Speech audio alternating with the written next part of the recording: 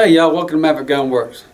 This time I'm going to talk about the Sig P365 SAS version. This is a slick little handgun for concealed carry situations. And being the SAS version, it has very minimal protrusions on the slide, on the frame. Everything's been slicked down so nothing will catch on your pocket and your holster. And you see there's no front sight at all. We have the slide latch button. It's very minimal. It don't stick out. It's meant to be used if you have to, but in cycling this gun, I would recommend. You watch here. We pull the slide back now with the magazine empty, and you see we have an empty chamber. All right, we're not playing with a loaded gun. With that being the case, now with the minimalist slide release, it's really difficult, if at all, to be able to push that down with your thumb like you would normally. But if you had a loaded magazine, stick your loaded magazine in there, pull the slide back and let it go, just slam it. And that way the gun will close like it should, and that's what it's supposed to do anyways.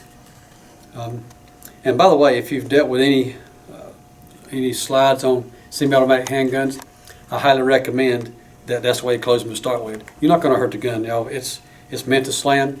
Every time you pull the trigger on a semi, that slide comes back and cycles much more with much more speed and force than you'll ever do just by releasing it and letting it go with your hands. And a lot of times, if you try to follow it down and try to close it easy, it may not completely close in the battery, and then it would not fire. All right, so let it slam. It's supposed to. All right. Anyway, minimalist controls I was talking about. Also, with your takedown lever, as it is, there's no really lever here. It's just a little button, and you can use a penny, what I've got here set aside as a penny, or an empty brass case to catch the rim on the brass case and turn that, or even a flat screwdriver. I prefer brass or a penny or something like that myself, so that if by chance you slip and your copper or brass leaves a mark on the slide, in this case you can put some Hops number 9 on it, and it'll dissolve that and get it off your gun.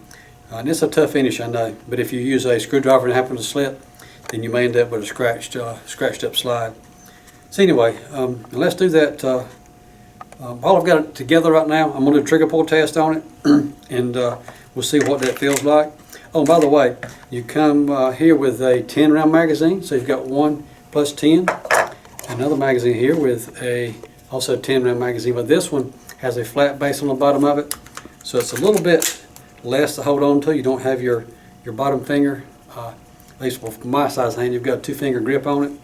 With your larger magazine, you have a little bit more to hang on to, and it's probably a little bit more stable for most folks that way. All right. So anyway, we'll make sure we're clear again. All right, we'll close our slide. Let's see what our trigger pull looks like with our trusty RCBS gauge here. Get my dag on it. Stand up there. This board's a little slick. All right, we'll hook our trigger, give her a tug straight back, and there we go. 6 pounds, right on the money. And that's pretty good. Actually, it's good for this type of gun, for a concealed carry gun. I'm going to cycle it one more time now. I'm going to pull the trigger just manually and look at my trigger. That's where my trigger engages at. I got a little bit of pre-travel here, so it's a little bit of motion to help you for sure know you want to pull the trigger. And we got a little bit more effort, and nice even break. We'll let it go back, reset. So that's a pretty good trigger, actually. Really good. It's not as slick as a competition model would be naturally, but for a concealed carry gun, it's a good situation to have. I think that's a pretty cool feature of it. Another cool feature of it is this sight with no front sight, no rear sight to stick up. You have a Mepro light, I believe is what it's called, a tritium sight. It's tritium and combination tritium and fiber optic. And I'm going to try to get the camera angle so that you can see this thing. You'll see a green halo, a circle, and if I can catch it just right, you'll see a green halo around a green dot in the center. That's just cool as it can be. I think it just dawned on me why they call this the SAS model. I think it means sexy ass sight. That's as good as anything. Ain't that tricked out? Anyway, so there's your SAS model. How about that? Anyways, let's go ahead and show you how to take it down and clean it after you fired it a little bit. We'll put my magazine back in it so that the slide will stay open, because it's really difficult to push this little slide latch with nothing that's protruding on the side of the frame. So with my empty magazine, the slide will stay open on the last shot. And then I can take my tool, in this case my penny, turn my slide latch, lock takedown lever, I guess is what you would call it, perpendicular with the frame. Now I can pull the slide back, release it, come forward, and come right off the slide. There we go. Alright, and you can see how your takedown lever, as it were, minus the takedown lever, no lever actually, it's just a tab here with a slot on it. But you put your tool in here, screwdriver, whatever, you can rotate that in line with the slide and it'll come off the front. You do not have to pull the trigger on this thing to make the slide come off. So I like that idea. Good feature to have. Alright, and here with any typical cleaning, we're going to come in here with some solvent and clean out the carbon and dirt crud buildup. Wipe it off. Use a clean dry cloth. If you have compressed air, probably a good idea to blow some compressed air in here and get any loose lint and grit out of it, and then come back with just a couple dabs of oil in the spots where you may have friction, particularly on the hinge pin for your hammer and the tracks on the slide where the slide moves back and forth. Just a dab will do. A little bit goes a long ways on something like that.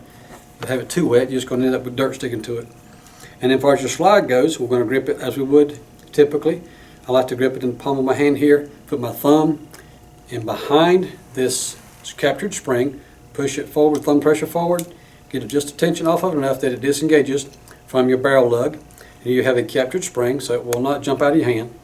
Okay. And push your barrel forward up a little bit, forward, up out of the frame, and pull it back. And there's your barrel. Right. Now you can put your solvent in here and run it through a couple times with your solvent patch, let it soak a few minutes, and then come back with a dry patch.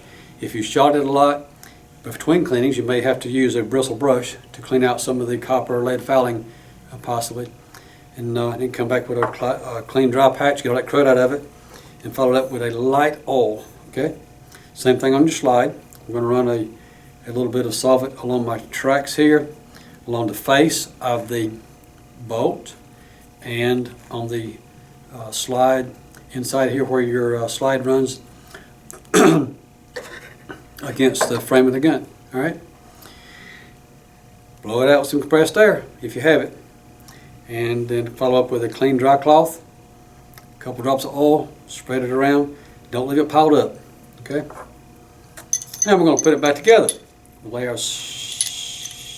barrel back down into the slide. All right. Take my captured spring with the large end towards the exit end of the barrel, or muzzle end.